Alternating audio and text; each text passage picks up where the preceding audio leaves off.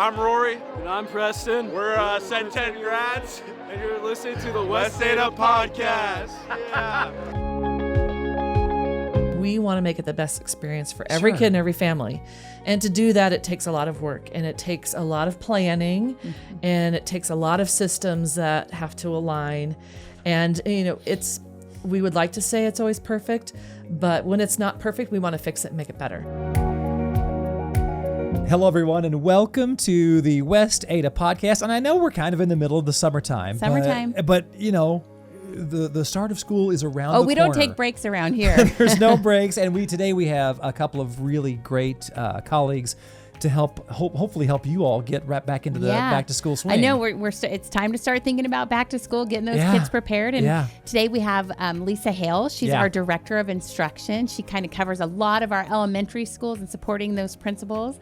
Yeah, and Lisa, it's so cool with Lisa. I mean, she's beginning her 32nd year with the district. Years, yeah. So she really is one of those people who has been there, done that, seen it all, worn many hats, and she's a wealth of information. Yeah, very and cool. Then Miranda Carson, she's our director of transportation and planning, and we are so lucky to have her as the largest mover of people, I would say. Oh my gosh, in the state. Yeah. Well, she was with the district and then was working for the city for a while, and then now is back with the district.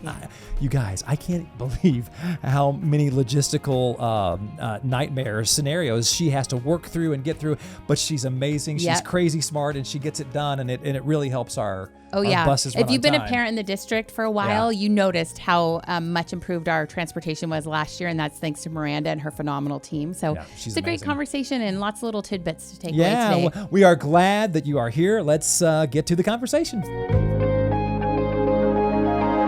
We always say it, but Ken and I have phenomenal colleagues, and we get to speak with two of them today. We have Lisa and Miranda. Welcome, ladies. Hi, thank you. Thanks for letting us be here today. So great to have you both here. Well, and sharing your expertise that I think will be super interesting to our families and listeners. So 100%. And Lisa, look, we're not going to give any ages, but you've been with with West Ada for you're starting your 32nd year. Yes. What's your background like? Tell us your give us your journey. Way back in the day, I started as a baby teacher at Meridian High School. I Go Warriors. I taught earth science, and I was a cheerleading coach for many years, and then became an assistant principal there. 17 years total, Meridian High. Wow. And then I moved from Meridian High School to elementary, which was... That's a huge change. That's a huge change. It was amazing, though, because little kids are just the best. Big kids are too, but little kids are super fun. And went to Desert Sage Elementary for 10 years as a principal there.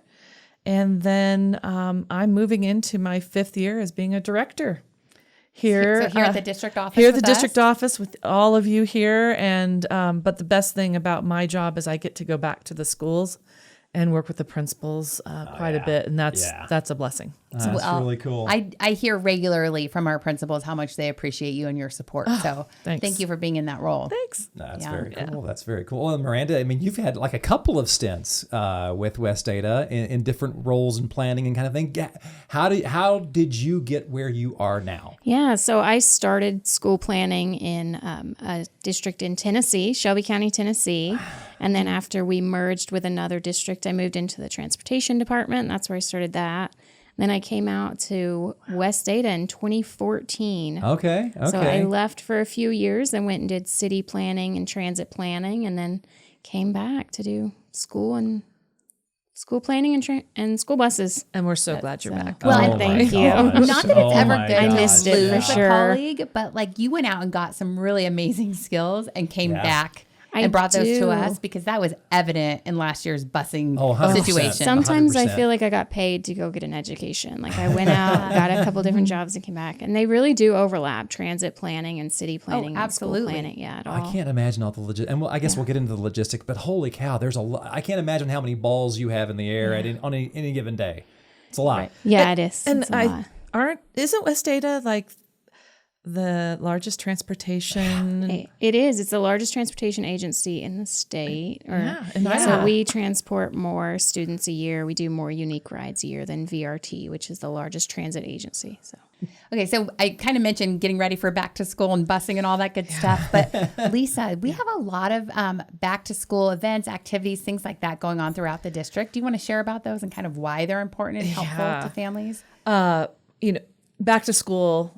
I think isn't it right about now probably that we start seeing all those commercials on TV I'm sure. and start making everybody nervous. So it's like, oh my gosh, we got to get all of our notebooks and things. And, our back to school events we do in West Data have been around forever. Mm-hmm. They look a little different maybe than they did a long time ago, but ultimately our goal in any of our back to school events, no matter if it's kindergarten all the way up through senior year of high school, is to give an opportunity to open up our schools, get parents to come in and say hello, welcome them back from the summer that they've had, a blast, playing and hopefully reading a lot. And just to give them an opportunity to, if it's elementary, bring in their school supplies, meet the teacher. There's a lot of anxiety for those new students or students that are kindergartners or brand new to the school.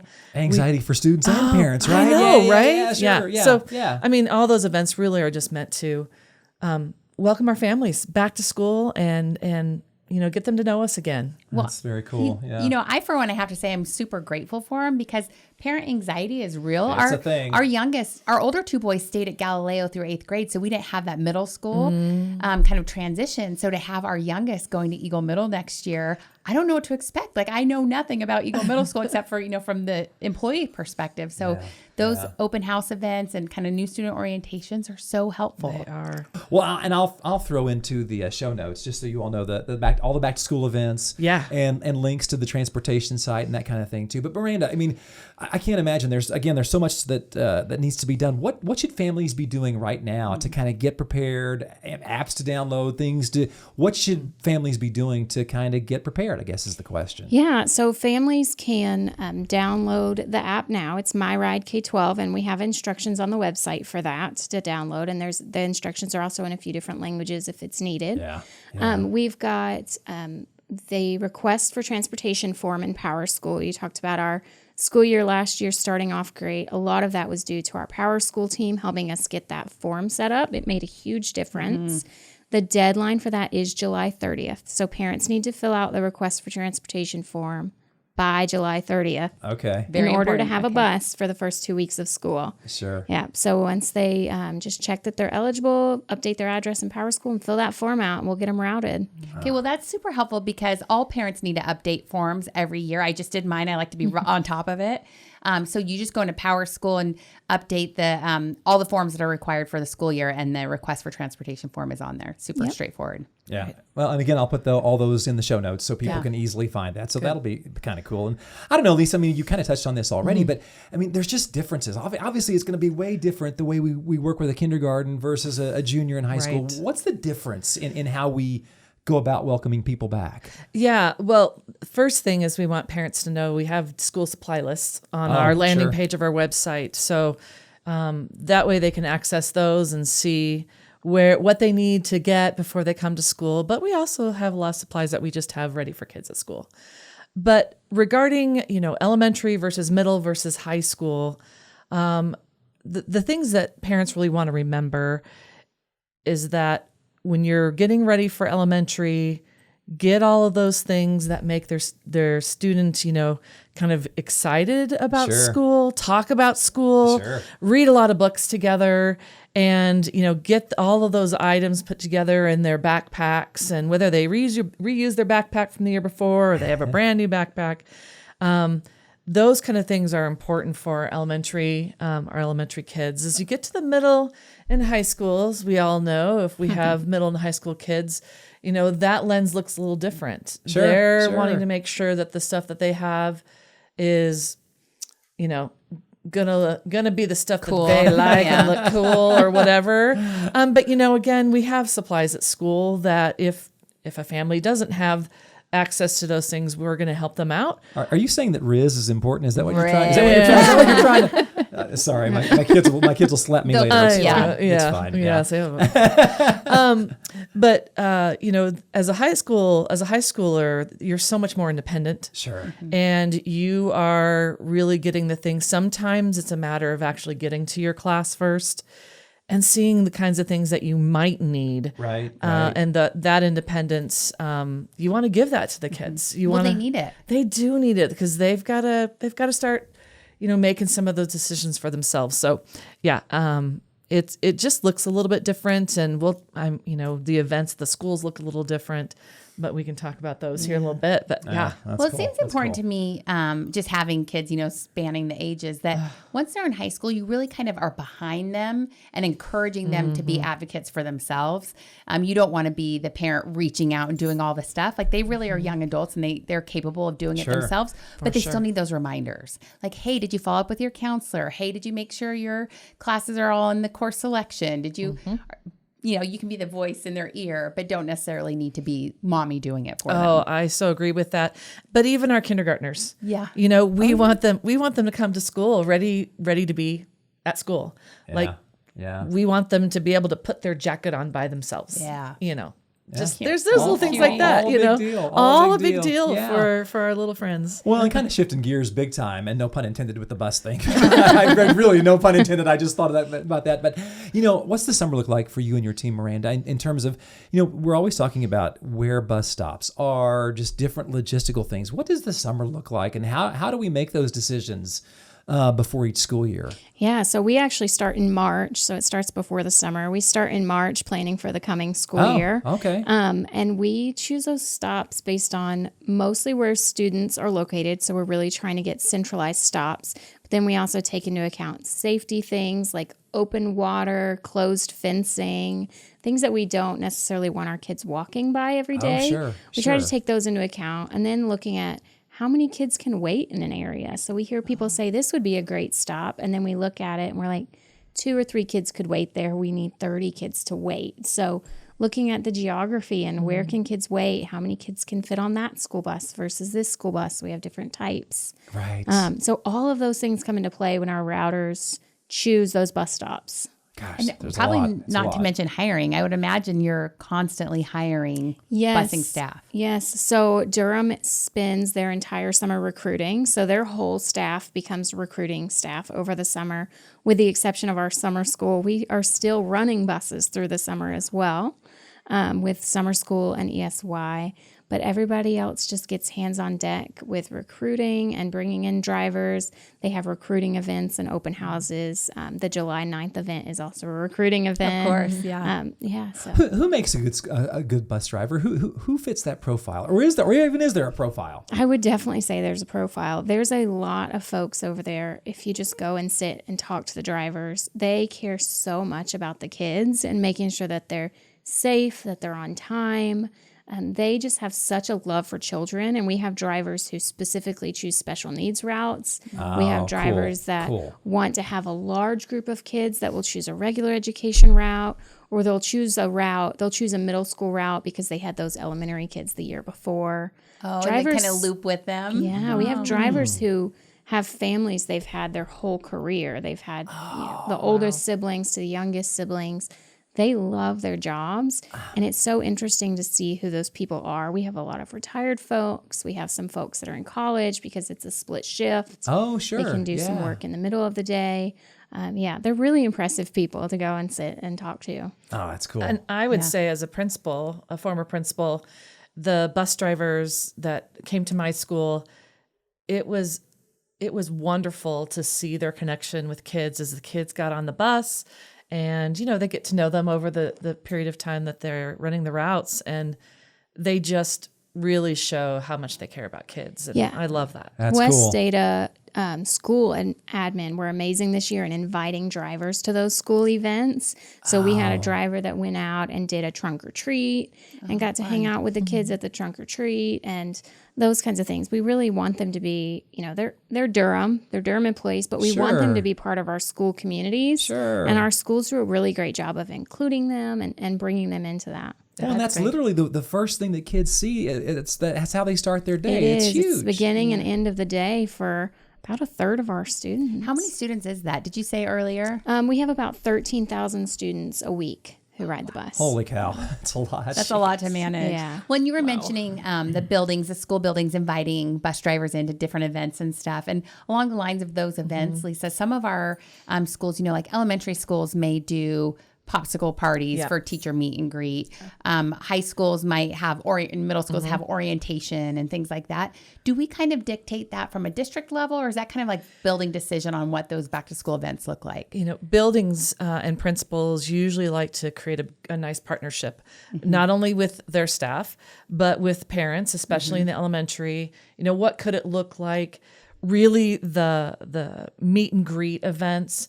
They can be anywhere from just come meet your teacher, drop your stuff off, and just take a few minutes just to walk around the school and help your student feel good about being at school and help the parents feel good about them being there. Help those middle schoolers learn how to do their locks. Their lockers, yeah. That's a big deal. Is That's a always- big that's deal. always Those the big little, deal, those little lockers are quite a big deal for the kids. But and then it's about putting time together to just make sure that they know where to go at the bus stop, and they know what to do. Like when the bus driver says, okay, we're at this stop, the kid needs to see what kind of stop and what it looks like and what's familiar out there, and make sure they get off on the right stop.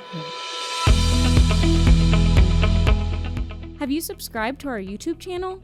Go to YouTube, search West Ada School District, and like and subscribe today. Miranda, we start school pretty early. Like our high school students are out and about the crack of dawn, it feels like. What does a bus driver's morning routine look like? Kind of how does their day get started? Yeah, so the bus drivers are up even earlier. We have drivers coming into base 4:30. Oh, ouch. Their day starts. That's officially early, yeah. Yeah, their morning starts before they even have their keys in their hand. There's a key check process. So there's somebody at Durham that looks at the drivers and makes sure that they're wearing safe clothes and that they look like they're safe to drive before they even go out to their vehicle. Then they go out, they do a pre-trip on every vehicle. Every single driver has to check tires. The list is so long, but it's things like tires, brakes, lights, mirrors. Oh, sure. They do a full pre-check Every single morning? Every single morning. And then they do it again in the afternoon before they go out on their afternoon route. And then they can log into their tablets with their routes loaded in. They have the directions there, and they can start their morning. And then kids badge on as they come onto the bus. Gosh, there's so much. I can't imagine. Do it twice a day to do that. But I mean, it's for safety, you got to do it, right? But also kind of makes me feel like a negligent parent, because I was just like, I'm sure they're fine. They'll get there. Makes me feel like a negligent driver, because I'm like, how often do I check the tires on my car? Or do that walkthrough behind. Not twice a day. No, all that's for for sure. You're supposed to do. Yeah. Okay, so the drivers are doing all that stuff. First week of school, first day. Lisa, from your perspective, trying to reduce anxiety in that first week, I mean, how intentional are we at doing that? What's that look like? Well, I think, as we've mentioned before, these back to school events or the orientations, freshman orientation, those type of events that opens up the schools to families and kids to come, and just like at freshman orientation, just get your schedule. Walk your schedule. Right. Go from class to class and take the time to do it. And maybe do it with, if the parent wants to come with the freshman, Sure, that's fine. But then let the freshmen try it on themselves. Opening up that lockers, making sure it works right. I mean, all those little things that parents can do to just make them feel better about being there. Well, and one of the cool things that I noticed about my kids later on when they were in high school and they were in student council, those older student council kids would lead those freshmen around. And I mean, that's a big darn deal too, don't you think? It helps a lot. Like, I know in the high schools, the student council, some of the activities and clubs, and maybe even some of the athletes, they will come and be part of some of those orientations just to be extra bodies to help navigate the big campuses. Then down to the elementary, you have extra staff on hand during that, meet and greet time. Right, and extra staff are just there to help, the kids that maybe don't know exactly which hallway they're supposed to go down because they all look the same. Yeah, they do. There are only maybe 3, but they just there's a lot of people willing to help and be there. Well, and even if a family misses, I mean, it's really important to be able to make those before school events. But if you can't, still on that first day of school, first couple days of school even, they're really helping work the kinks out, helping. Maybe the message should be to our kids, like, don't be afraid to ask a trusted adult for help, right? The school staff is there to help you, and don't struggle on your own. Ask someone. Yeah, and in that first week of school, we're also, we all know, because most of us have been parents and dropping off our kids at school, that we know the routines that we build those first few weeks of school are really important and get kids in the right frame of mind every day. So we're building those routines starting first day. Yeah, that's really for cool. Our kids. Well, Miranda, you've already kind of talked about the MyRide app and the RFID badges. I mean, that's how do those tools, what can parents expect from those tools? How does that improve safety? All the things. Yeah, so the RFID badges are amazing. We started them at the elementary school a couple years ago. We rolled them out to every school last year. They have been hugely helpful. So students, every single student has a badge. Elementary kids who ride the bus all have them attached to their backpacks, and they badge those on, and it gives us the address, the exact time that the kids got on the bus, what vehicle they got on, and parents can see all of that in their app. They can see every scan in their app, so they cool can technology. look those things up. Yeah, it's really amazing, especially for our vulnerable kids. We had a student last year, I'll just call him William Smith, kindergartner on the bus, didn't get off at his stop, didn't recognize the location and get off. Because it happens, right? I mean, gosh. So they called out to all the drivers from that school, does anybody have William Smith? None of the drivers, they all asked, none of the kids said they were William Smith. And so while they're doing that call, we were able to pull up and say, no, he is on this vehicle. And that driver, found him on the vehicle, pulled over, looked at his badge. It said William Smith, and the kid didn't know his last name. He was panicked. Like those little people, they get nervous. They forget everything. Oh, gosh, yeah. But we were able to find him within about 10 minutes. And he was safe. He was always on the bus. He just didn't get off. But that badge, that's the kind of success story that we're seeing with those badges. They've been hugely helpful for the kids. Now, I'm trying to think first couple days of school, first couple weeks, how they don't have their badges yet, or do they? How does that process work? Yeah, so the high schoolers and the middle schoolers can get them at the back to school registrations. A lot of times they'll have those available to hand out, but if they don't have them the first 2 weeks, that's okay. They can still ride, and then after a couple weeks, we do expect the kids to have them. Right. And then at the elementary level, they get attached to the backpack pretty quick. Drivers can also load them in the app on their tablets. So if a kid doesn't have their badge, they can do that. It's a little more time consuming. Sure. And then the app, the parents have the app. They can see live tracking of where the bus is. I was just that's our favorite thing in our house. We're always like, okay, the bus is gonna be here in 2 minutes. Nope, the bus will be here in 3. Nope, the bus will be like updates. Yeah, I will say it's a generalization. So still go out at your scheduled stop time 5 minutes before. But yeah, it's great to be able to see those delays. And then we send notifications through the app. So the app is how we update parents. If your bus stop changes, if your times change, if your bus is running late, we send all those notifications through the app. We've even been known to send a few that say, hey, kids are being rowdy at the bus stop. Can you tell them to knock it off?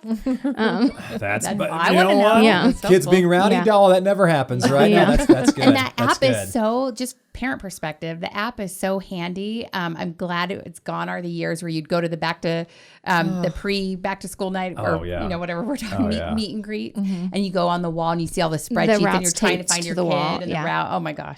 Well, I'm not always a big fan of technology, but that technology, how cool. I mean, you talk about a tough moment when you're like, oh, where'd William Smith go? That's just, oh my gosh.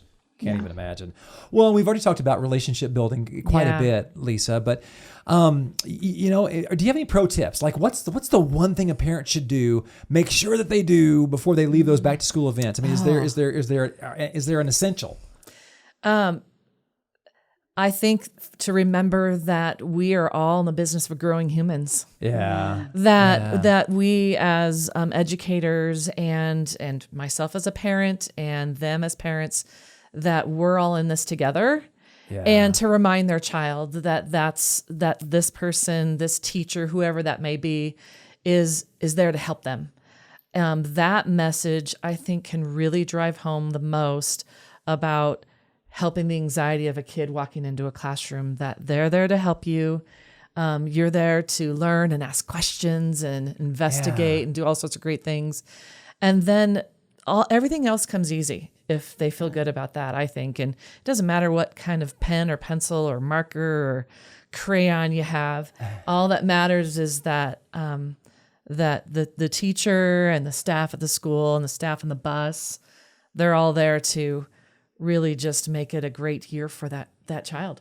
Yeah. And, I think something that I've noticed too, just getting to work in the district and with so many phenomenal colleagues, is that people really do care about my kids. Like I think I'm hard on myself and hard on my boys and feeling like worried about judging. Boys are rowdy. And I'm always worried, yes. And my colleagues and the boys' teachers and stuff have always been so kind and loving and gracious. So much more gracious than I am to my own family. And so it's a reminder that we're in this together. We're a team. I think sometimes we think of school as the school building or the bus as the vehicle, but it's not. It's the driver. It's the other kids. It's the people in the school. Yeah. It really is. Yeah. It's all about relationships. Yeah, for sure. Staying connected with your child's school just got easier. Introducing Rooms, a simple, secure communication tool that lets you receive updates directly from your child's teacher right on your phone. With Rooms, you can send and receive messages, view class announcements, and support your students' learning all in one convenient place. Getting started is easy. First, look for your invitation via email or text. Second, download the West Data app. Third, accept your invitation and you're in. You'll be ready to start communicating with your child's teacher in just a few taps. Please note, the use of Rooms is optional for teachers. While many classrooms will be using this platform, not all teachers may participate at this time. We encourage you to download the West Data app now so you're ready when your child's classroom connects through Rooms. Well, I'm always one to have the self-serving questions because I'm still trying to get my kids through school. So fair. I've had the panicked call from my youngest last year when, we had to leave early for a meeting. He's walking to the bus, forgot his badge.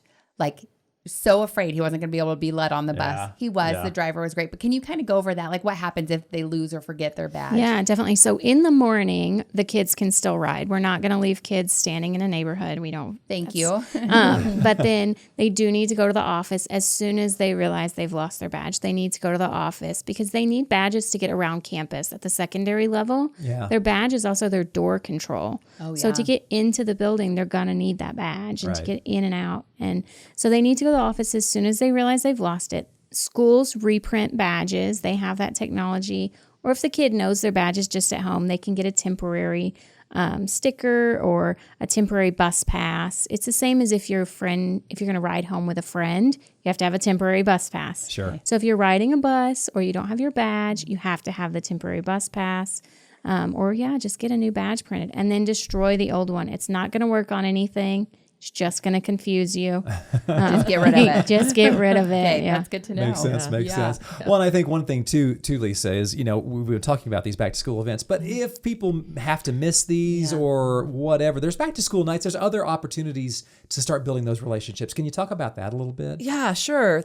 The before school events, the orientations, those are super important. If you get there, that's really great to put it in your schedule, and the meet and greets. But once we've kind of gotten into school and settled in after a few weeks, we have our back to school nights. We have them scheduled throughout the district.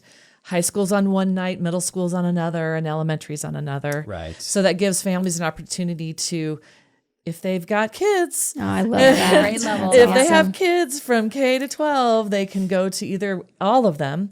And that's another opportunity for them to go and meet a teacher. Yeah. I know at the high schools and possibly at the middle schools too, but I know that in the secondary level, some of the clubs and activities, they try to showcase some of the things that are happening around the school, whether it be some kind of book club or whatever it may be at the high school, because we know that when kids are involved in activities, clubs, sports, at the secondary level for sure, those kids stay engaged in school. Yeah. So, there's something out there for just about every kid. Help There you find your people, right? Yeah. And so those it's a back to big school deal. nights happen. I think this year they're going to be happening at the end of August. Okay. So that's great. Yeah. And it's not an either or. I mean, it's in addition to. In addition yeah. to. So you can come go to to all both. the things. You Yeah, can. please do. Yeah. That's really cool. All That's the things. Well, and going back to transportation, I mean, we can optimize routes. It's not like things are just set in stone. I mean, Right. What So I does that talked look about like? the first 2 weeks. So Yeah. you don't get a bus if you don't July 30th. I'm gonna say it again. If you're not registered by then, you might not have a bus the first 2 weeks. But then we do start updating routes again for the students that have come in. When students move, we have a very mobile population. And then also just if we find out about a hazard that we didn't know about before, there's construction. So like in transit planning, routes might change 2 or 3 times a year. In school bus planning, routes change a couple times a week. And so we do ask for some patience with parents when their times change. Your bus time might change. Sure. We try not to change the same route 2 or 3 times a week, but your stop time might change slightly. And it's always because we found a hazard or because another student needs a route. We're not just changing them Just because. To make it inconvenient. We really want the system to work for all the kids that need it. We want them to be at school. Yeah. Being nimble. I'm sorry. No. Well, just being nimble is important. Obviously, you gotta be nimble and go to Plan B. Yeah, and we have an sometimes. amazing transportation team. We have 3 amazing routing specialists who are really great at figuring out those things. And it really is like this big, complicated puzzle that practically resets every day. Yeah. And yeah. What should I'm curious for families who miss that July 30th deadline. Then what? What's that next Yeah, step? they should still submit the request for transportation form. Okay. You can submit that all year. If your kid rides and stops riding because they're doing sports, they can, and then they're ready to come back, submit the form again. We'll reroute them. But if you miss it, we might still be able to get you on a bus if there's already a stop nearby. We just don't want to add stops because at that point, drivers need time to dry run. The kids need time to learn their times and go and check their stops and know about what time they need to be there, how long does the walk take, and things like that. So we don't want to be upsetting that system. So for the first 2 weeks, they stay pretty stagnant, and then we'll start updating them every about twice a week. So if you miss the July 30th deadline, still submit your form, Yes. but plan for alternate transportation those first 2 weeks of school in case you don't have an assigned bus route. In case Okay. there's not a stop nearby. Good. Yeah. That's really cool. Well, and listen, I don't want to be crazy redundant, but because we've kind of covered a lot of stuff, you all, but for both of you all, I think, and maybe Lisa, we'll start with you. Like the first couple of weeks, you got to have a little bit of grace. How important is it for? We all, Katie and I always say we're parents in the district. Parents have to have grace. Teachers have to have grace. Administrators. How important is that? Starting with you, I guess. Sure. I think one of the things to remember is that we, in education in our schools, we're really trying to meet the needs of every child that walks in the door, and everybody's coming in with a different story. Everybody comes in with a different problem. Sure. And so navigating those is something that it's tough. It Yeah. really is. It is Well, tough. you got almost 40,000 students, right? You know, There's a lot going on. There's a lot of kids walking Yeah. through those doors, but we want to make it the best experience for every Sure. kid and every family. And to do that, it takes a lot of work, and it takes a lot of planning, and it takes a lot of systems that have to align. And, we would like to say it's always perfect, but when it's not perfect, we want to fix it and make it better. Right. So, so when we know and people share, hey, this didn't work out. Okay, thank you for letting us know. Let us work on that, and we will make it right. Yeah. We're all in the human business.